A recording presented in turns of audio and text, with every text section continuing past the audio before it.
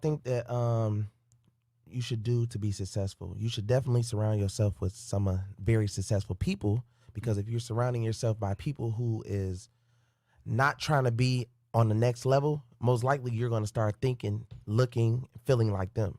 You know what I mean? It's just like a mental thing. Yeah. You know what I'm saying? Because it's just like, if I put myself around a whole lot of people who not trying to get to millions of dollars and they just comfortable, then I'm going to be comfortable, because I'm just like, oh, well, I'm going to start thinking like, well, okay, my homies, they cool, so shit, I'm cool. You know what I mean? So you gotta think outside the box.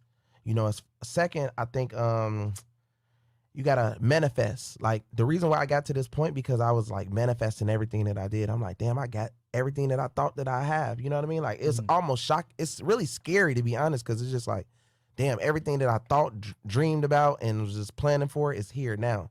So, you know, it's just got to overly manifest and overly, like, write it down and have a vision for it, you know.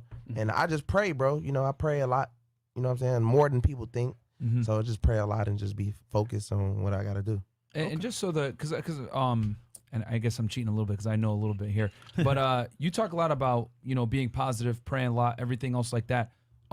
Did you get like that? Did going to jail like kind of reset that in your mind where, hey, I got to take advantage of every single opportunity that comes my way? So I feel like jail really, when I was sitting in jail, I was like, man, people are sitting here wishing that they can get out while other people are out wasting life. Yeah. Bam. So that's what made me, I think, go harder, because I'm just like, man, I'm sitting here wasting time, waiting on my time to get out. You know, time clicking, you wish it can go faster, and then you just like, and I'm getting mad at people that's in the world that I knew, like, man, you should be going way harder. What are you doing wasting time for? It's people that wish they can get out to take your spot to do better. Absolutely. You know what I mean? So that will really motivate you, bro. Yeah, I remember you said in one of your videos, you talked about, I think your cousin was wasting time in like a relationship. Yeah. Oh my God, relationships. I'm the worst with like, when I tell you, like, I love girls, but I just, like, I'm putting my money first. Fact, money is very important over women. Like, women is like last to me. You know what I mean? Because I've seen a lot of my friends and family members get brought down for women. Like, their whole life is on hold. The reason why they're not successful, just all for the likeness of a girl. We talk about it all the time on the show, bro. Yeah, bro. And guys, I know you guys want to know a little bit about girls and BandMan. We will talk about girls a little bit, but obviously, guys, on Mondays, we talk about Money Mondays, and you guys got to focus on that, man. The girls will come after. Facts. And I'll say this, for those that, how much time did you do in Almost 3 years. Oh shit. Okay. And it was Fed time too, right? Yes, sir. So so that wasn't, you had to do most of that time, no parole, none of that BS. Yeah. So so that made you, I guess, kind of reconnect with God, and because I on a lot of your videos you talk about being positive, surrounding yourself with successful people, staying away from the BS, etc. And you're from Chicago, right? So I mean, obviously, where you're from, like, that's kind of a way of life, is the street stuff. Yeah. So like, everybody want to be tough. Everybody want to be a gangster. Everybody's in love. Everybody wants the best relationship, but people want to get money, but not really. So everybody talks about trying to get rich, but wasn't putting no action. I was one of the first people that was really putting the action down. Like, I'm finna get this money. I don't know what y'all doing. Y'all want to waste time with these girls. And like, you can even know a person worth ethic. Like, if I'm trying to go get some money, but you say, oh, well, let me check on my girl first, or let me, I'm just like, all right, well, cool. So now, years later, you see me successful and they still doing the same thing. Like, man, bro, you said you were going to do it. And now, you know what I mean? So you just got to stay focused. Like, because at the end of the day, you only got yourself at the end. Priorities, man. Priorities. Yeah. Okay, and then one more thing someone could do to be successful, you would say. So you mentioned one thing. Yeah, one more thing. One more thing they can do to be successful.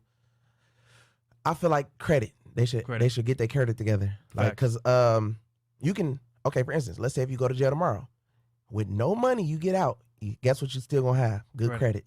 You know what I mean? So you can get right to it. You can go right to the bank. I need a loan, credit card, car, home, good credit. Bam.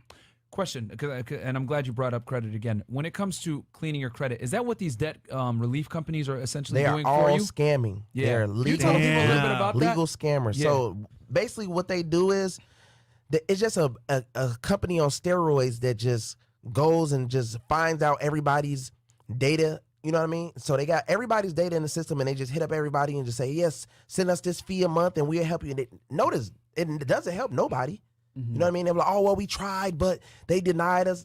Long as they fake try, they don't have to fully remove something off your credit. But Exactly. everybody, I've been waiting and it didn't work and this and that. Wow. The only way to get stuff is removed is through letters. Yeah. You have to warn the credit bureaus like, hey, I cannot do anything because this stuff is on my credit. I need it removed now.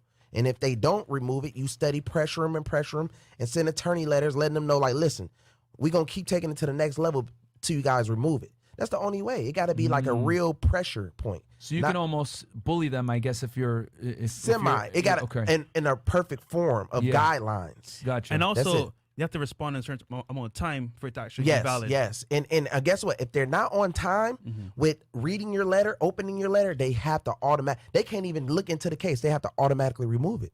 Oh, that's how a lot of people get stuff removed so fast. That's powerful. Okay. Because the credit bureaus are so oversaturated. So many people like sending letters and calling and, you know. Yeah, and I guess the number one thing to get removed is those hard inquiries, right? Yes, The constant. that's the easiest. Okay. And then one of the hardest things is the student loans. Okay.